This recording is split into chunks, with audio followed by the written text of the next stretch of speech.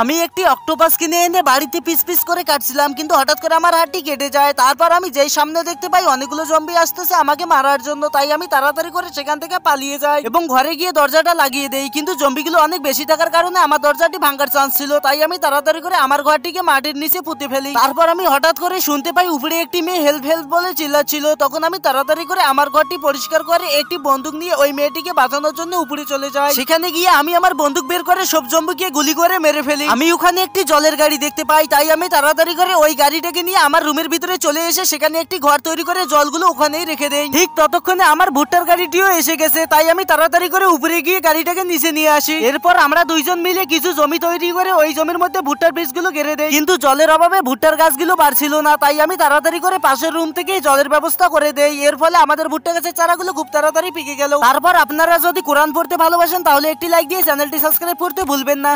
আমি একটি